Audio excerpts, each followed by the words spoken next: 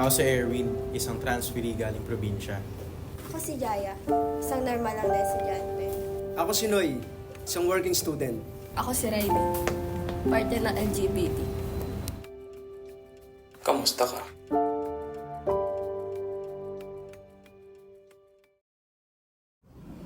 Ayos lang naman. Medyo nahirapan lang sa pag-adjust sa new environment. Ibang-iba kasi dito sa Maynila, ako pala sa probinsya. Sa lugar kasi namin, wala masyadong sasakyan, walang traffic, walang polusyon. At higit sa lahat, hindi ko pinaproblema yung mga bilihin.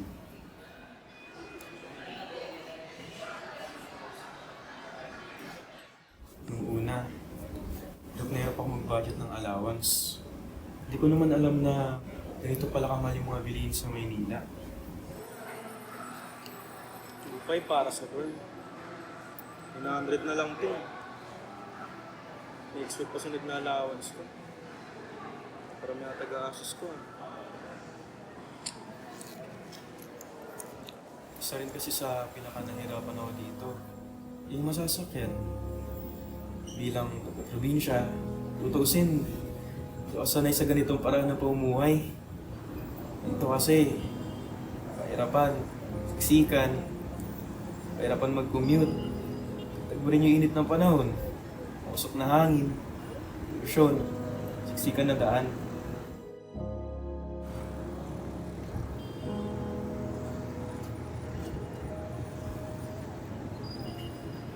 Hello, pre?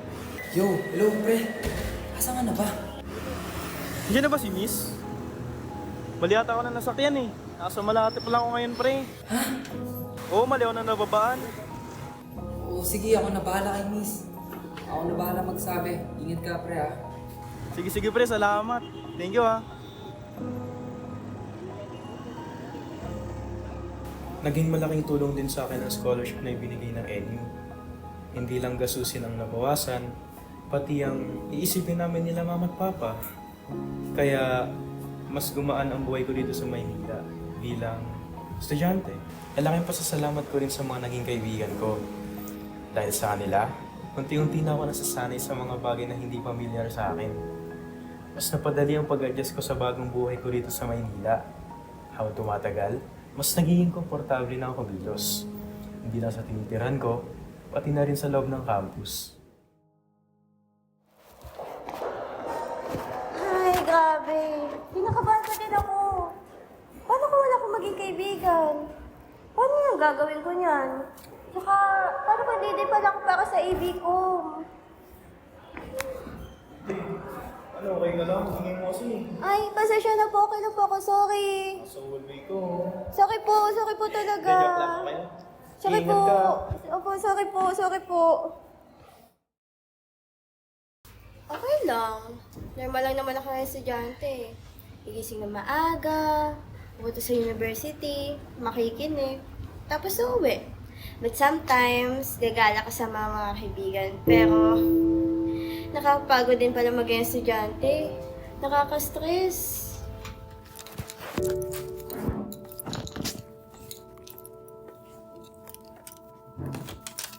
Ay, grabe. Ngayon pa ramdam ko na yung pressure. Kaya ko kaya to? Wala na atraso to eh. Hindi na ako pwede lumipat ng program. Uy! Uy, hello! Uy, okay ka lang, Bi? Okay lang ako. Medyo nahihilo lang. Ilang araw na kasi ako walang tulog eh. Ganito pala sa college, no? Ang bilis at nakakapanibago. Tapos sunod-sunod pa yung mga gawain. Hindi ko na nga alam kung anong unahin ko. Ano ka ba, Bi? Masanay ka na. O basta, pag may kailangan ng tulong, ha, magsabi lang kayo. Tulungan tayo dito, tol. Oo nga. Basta pag kailangan mo ng tulong, ha? Andito lang kami. Huwag mo ipupush yung sarili mo, okay? O, tara, hindi na tayo. Ay, guys! Ano yung last lesson? Ako nakinig Ano na maalala Ano ba to? yun? Alam mo yung pagod na hindi mo na madadaan sa tulog o gala? Ganong feeling eh. Minsan, napapaisip ako, puro akal na lang ba yung gagawin ko? Sama mo pa yung pressure galing sa family ko. Ay, para sa kung pa ba talaga ako? Ang hirap. Hindi ko alam kung paano makikipagsubaya sa mga klase ko. Lahat magagaling. Saka puro essay, public speaking dito. Kung saan pa talaga ako hindi magaling. Saka kahit ganon, nakatagpo ako ng mga kaibigan na alam ko matutulungan ako sa college life ko. Mga kaibigan na kahit ang ingay at ang gugulo, hindi ko magagawang ipagpalit sa kahit anumang bagay. Okay lang naman. Nagtatrabaho ako habang nag-aaral. Masaya kahit papano dahil napag-aaral ko yung sarili ko. Pero at the same time, malungkot dahil syempre pagod after ng school. Tumigil kasi ako sa pag-aaral. Uminto ako para makatulong sa pamilya. Marami akong pangarap para sa sarili ko. Marami rin akong pangarap para kila mama, papa, mga kapatid ko. Kaya patuloy akong bumabangon. Kailangan ko na palang naman. Ay, May work pa ako sa City Hall eh. sige man. Ingat ha. Sige man, thank you man. Kulitaan na lang kita kung oras klase natin. Yes man. man, Chat-chat na lang mamaya man. Thank you man. Ito, lingat tol ha. Pero minsan kapag mag-isa ako, napapaisip ako kung nararapat pa ba ako mag-aaral sa sitwasyon ko. And kapag mag-isa ako sa bahay, bago ako umuwi, habang naglalakad, iniisip ko kung kaya ko ba may pagsabayan sa mga classmates ko. Dahil yung mga classmates ko, grabe sila mag-recite sa loob ng classroom. Sobrang fluent ang English, sobrang diretso ng sagot. Samantalang ako, naninervyos. Kaya hindi ko alam kung para sa akin pa ba tong course na to. Kaya one time, nag-isip ako kung paano kung mag-shift na lang ako ng course. Pero hindi eh. Nandito na rin. Kailangan ko na lang din ituloy. At naniniwala naman ako na hindi lang ako mag-isang pinagdadaanan yung ganito. Ano ba itong mga lesson na to? Hirap yung tindihin. Ganito po talaga kahirap to. Buti pa mga classmates ko. Magagaling umunawa. Magagaling mag-analyze ng questions. Magiging katulad ko kaya sila. And ngayon, kahit hirap po ako sa school, lagi ko pong iniisip na ang pangarap ko ay hindi lang para sa isang tao. Kaya para sa aming sarili at sa aming pamilya, patuloy kaming babangon para sa diplomang aming minimitig. Uy, Riley! Alam mo ba kung ano yung gagawin sa Pathway? Hindi ko na rin kasi nabutan eh. Kababalik ko lang din kasi ng campus, galing trabaho.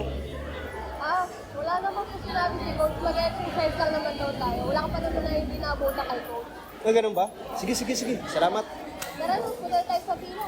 Magsisimula na yung klase. Tara. Noong unang araw ko sa college, hindi talaga ako mapakirin. Kinakabahan talaga ako.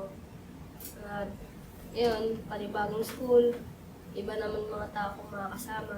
And wala akong choice kundi makapaghalubilo. Kailangan din. So everyone, magkakaroon tayo ng groupies for today. Pero bawal yung mga grupo makakilala nyo na o mga kaibigan nyo na, ha? Bawal? Kaya, pasok. Sorry po, mati ka na po akong maligaw. Tagaw ko ka na. Nung unang pasok ko dito sa room, school, akala ko hindi okay and ayun, akala ko hindi nila ako matatanggap na kung sino man ako and akala ko madi-discriminate ako kung sino man ako. And hanggang sa tumagal, nafe-feel ko natanggap nila ako and na-compare ko sila sa dati kong school, sa dati kong kaklase. Dati, kino-question nila ako sino man ako, pagpapasok ako ng CR, Lay, bawal ka dito, Lay, lalaki ka, ganyan. Lagi nila ako pinapahiya. Kinitake ko sa joke, pero syempre, inside, hindi ko matanggap kasi nasasaktan nga ako. Kaibigan ko sila, pero hindi ko ma-feel na kaibigan ko sila kasi ganun yung ginagawa nila sa akin. Pag nagsasalita sila. Ngayon, na-feel ko na sa dati kong kaklase and ngayon, mas na-feel ko na naging kaklase ko sila and nagiging kaibigan ko sila ngayon kaysa sa dati kong school, sa dati kong kaklase. And nararamdaman ko na tanggap nila ako. And ayun, mas na-feel ko ngayon na belong ako kaysa sa dati kong kaklase.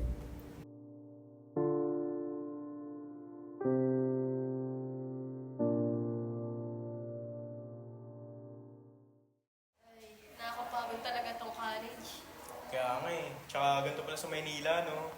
Magulo, uso, puno ng pangarap. Over. Tama na. Nagiging okay ka na naman, bes. Oh, yan naman kayo Pero seryoso, nakakapawit talaga. Oo eh. Ano? Takas tayo? Teka. Sa inyo na naman ako Ay, walang dadalhin. na, tara na. Ano ba ito?